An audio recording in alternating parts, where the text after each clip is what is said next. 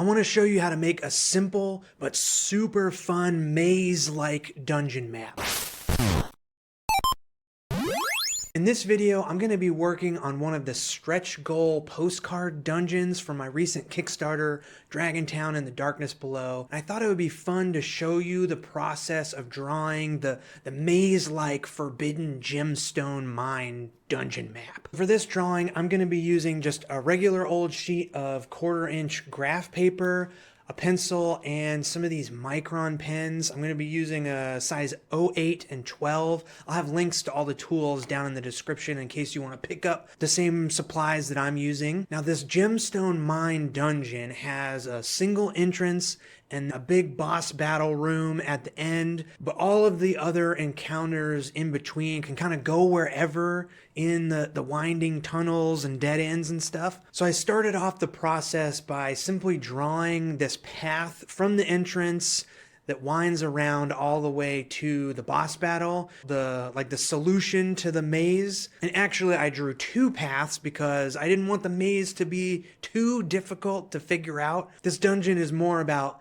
forcing some exploration than it is about getting lost and frustrated. Once I had my path, then I could have fun planning out the rest of the dead ends, just trying to fill up the space on the grid paper with corridors and passageways. And as I was planning, I tried to have a few areas where the tunnels would widen into rooms, so there could be a few locations throughout the maze for encounters to happen. Now, I think the important thing about making a maze like this is to keep the passageways and the spaces in between them mostly uniform. This isn't a super complicated maze, but having the tunnels and the solid areas in between the tunnels the same width is going to make the whole thing feel more maze-like and naturally slow your eyes down as you're looking at this map. And it will slow your eyes down just enough to force you to focus on finding a way through instead of just immediately picking out the path that leads to the end. Once I have everything figured out in pencil, then I'm just going to bust out my Micron pens and focus on inking one section to kind of make sure I like the look of it. So I started with a thicker Micron to make the outlines of the walls, and you might notice that I'm not drawing right on the grid, but sort of like in between the grid lines. I'm adding like 1/8 of an inch extra space to make the walls. That's because this map is going to be a sort of top-down, original NES Zelda style map where you can sort of see the sides of the walls, even though it's a top-down view, you know? And to achieve that look, I'm going back with the smaller size 8 Micron, and this time actually tracing along the grid lines. This is an old abandoned mine, so I'm not being super careful about making perfectly straight lines. I want the walls to look jagged, like they've been dug out of rock. Once I get that second parallel line done, then I'm going back and adding in some of these vertical lines, and these will help give it that top-down Zelda look. Again, not being too careful with these. They really shouldn't be totally vertical, and they shouldn't have like even spaces, you know, I'm spacing them out all weird. And that'll give it the more rock-like texture. I'm also adding in some little rock bits here and there, just jagged little circles every once in a while, and then I'm following the grid lines with the little dots.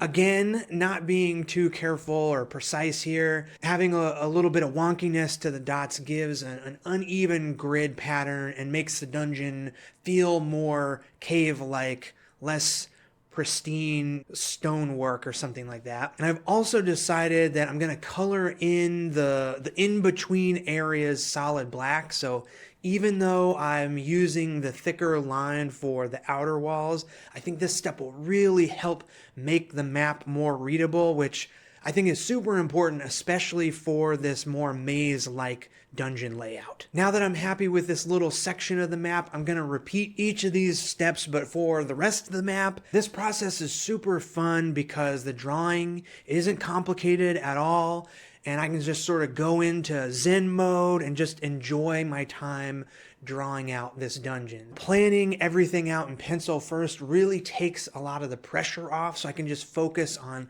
making these fun little jagged lines and little piles of rubble and the dot grid, and I don't have to really be totally focused thinking. I can just have fun drawing. Now, I think this Forbidden Gemstone Mine is going to be a fun little dungeon. It's located in the Shadespear Mountains, which is chapter 4 of the Dragontown and the Darkness Below adventure.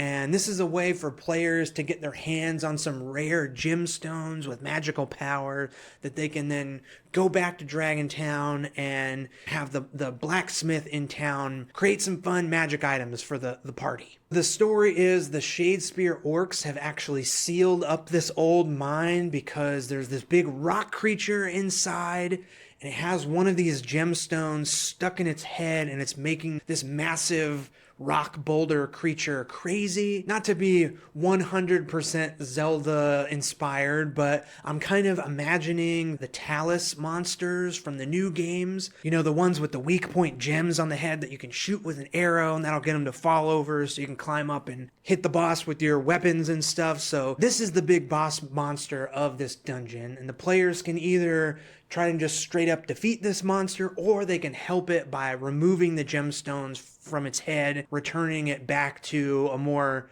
normal rock creature.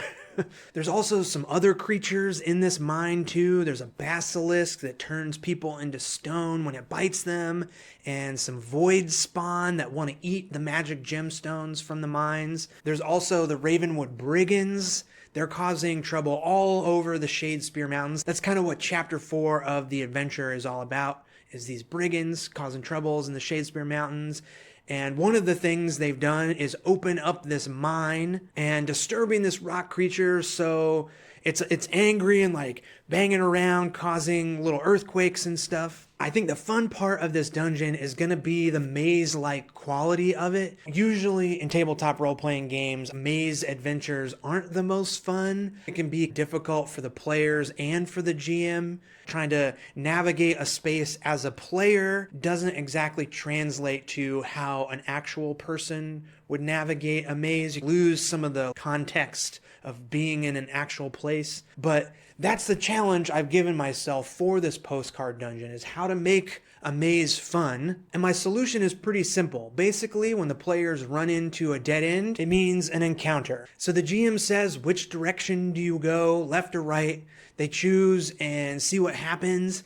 If the path leads to a dead end, the GM just rolls on the random encounter table. But that doesn't always mean it's a fight. It could be finding a magic pickaxe or having to run from a falling boulder. And then there's also the more set encounters too. So in these areas that are a little more opened up, there'll be like preset encounters. That way, if the players are exploring and they just so happen to pick the correct path all the way through, they'll still have fun getting bit by that basilisk and stuff. Now, my hope is by showing you the step-by-step process like this, you can see how easy it is to design and draw your own maze-like cave dungeon. And I really think just grabbing a piece of grid paper and going to town, making winding corridors and passageways and dead ends is super, super fun. And the cool thing is, because this is a fantasy mine, the layout doesn't have to make sense. The ancient dwarves dug all willy-nilly because they were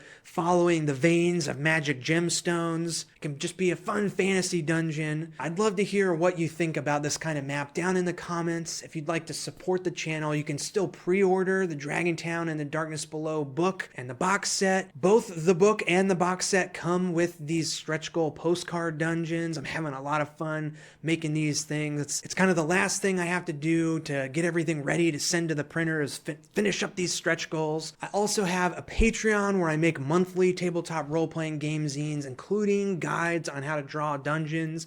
This month I'm making a cool collection of magic items. Just check out all the links down in the description. Everything's there. Thank you so much for watching, and I'll see you in the next one. See ya!